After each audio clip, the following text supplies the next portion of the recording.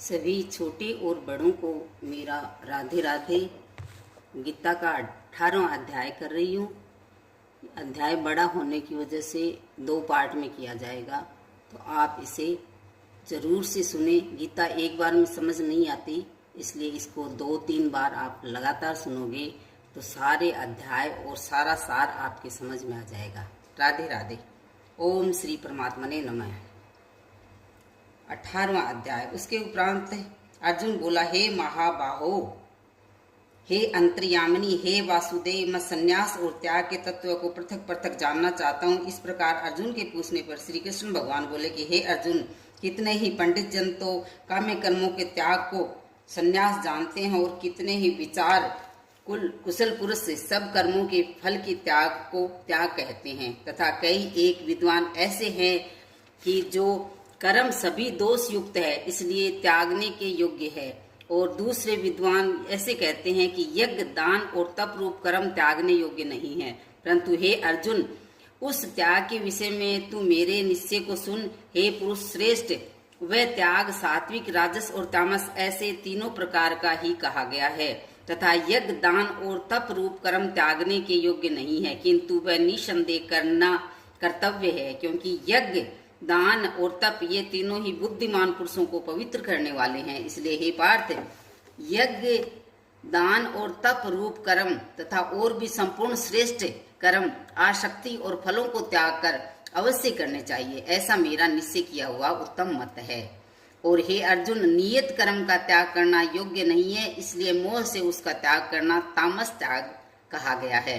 यदि कोई मनुष्य जो कुछ कर्म है वह सब ही दुख रूप है, ऐसे समझकर शारीरिक क्लेश के भय से कर्मों का त्याग कर दे, तो वह पुरुष उस राजस त्याग को करके भी त्याग के फल को प्राप्त नहीं होता है, अर्थात उसका वह त्याग करना व्यर्थ ही होता है। ये अर्जुन, करना कर्तव्य है, ऐसे समझकर ही जो शास्त्र विधि से नियत किया हुआ कर्तव्य कर्म आसक्ति और फल को त्याग कर किया जाता है, वह ही सात्विक त्याग माना जाता है।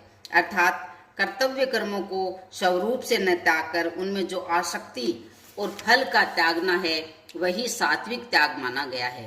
हे अर्जुन, जो पुरुष अकल्याणकारक कर्म से तो द्वेष नहीं करता है और कल्याणकारक कर्म में आसक्त नहीं होता है, वह शुद्ध सत्व गुण से युक्त हुआ पुरुष संशय रहित, ज्ञानवान और त्यागी है, क्योंकि देहधारी पुरुष के द्वारा संपूर्णता से सब कर्म त्यागे जाने को शक्य नहीं है। इससे जो पुरुष कर्मों के फल का त्यागी है वही त्यागी है, ऐसे कहा जाता है। सकामी पुरुषों के कर्म का ही अच्छा, बुरा और मिला हुआ ऐसे 3 प्रकार का फल मरने के पश्चात भी होता है, और त्यागी पुरुषों के कर्मों का फल किसी काल में भी नहीं होता, क्योंकि उनके द्वारा होने वाले कर्म वास्तव में कर्म नहीं है।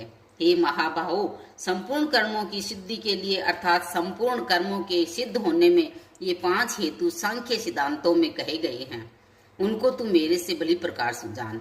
हे अर्जुन, इस विषय में आधार और कर्ता तथा न्यारे न्यारे करण और नाना प्रकार की न्यारी न्यारी चेष्टा एवं वैसे ही 5वां हेतु देव कहा गया है, क्योंकि मनुष्य मन, वाणी और शरीर से शास्त्र के अनुसार अथवा विपरीत भी जो कुछ कर्म आरंभ करता है, उसके ये 5 ही कारण है। परंतु ऐसा होने पर भी जो मनुष्य पुरुष अशुद्ध बुद्धि होने के कारण उस विषय में केवल शुद्ध स्वरूप आत्मा को कर्ता देखता है, वह मलिन बुद्धि वाला ज्ञानी यथार्थ नहीं देखता है। हे अर्जुन, जिस पुरुष के अंतःकरण में कर्ता हूँ ऐसा भाव नहीं है, तथा जिसकी बुद्धि सांसारिक पदार्थों में और संपूर्ण कर्मों में लिपायमान नहीं होती है, वह पुरुष इन सब लोगों को मारकर भी वास्तव में न तो मारता है और न पाप से बंधता है। हे भारत ज्ञाता, ज्ञान और ज्ञ ये तीनों तो कर्मों के प्रेरक है, अर्थात इन तीनों के संयोग से तो कर्म में प्रवृत्त होने की इच्छा उत्पन्न होती है, और कर्ता, करण और क्रिया ये तीनों कर्म के संग्रह हैं, अर्थात इन तीनों के संयोग से कर्म बनता है। उन सब में ज्ञान और कर्म तथा कर्ता भी गुणों के भेद से सांख्य शास्त्र में 3-3 प्रकार से कहे गए हैं, उनको भी तू मेरे से भली प्रकार सुन। हे अर्जुन, जिस ज्ञान से मनुष्य पृथक पृथक सब भूतों में एक अविनाशी परमात्मा भाव को विभाग रहित संभाव से स्थित देखता है, उस ज्ञान को तू सात्विक जान। और जो ज्ञान अर्थात जिस ज्ञान के द्वारा मनुष्य संपूर्ण भूतों में भिन्न भिन्न प्रकार की अनेक भावों को न्यारा न्यारा करके जानता है, उस ज्ञान को तू राजस जान।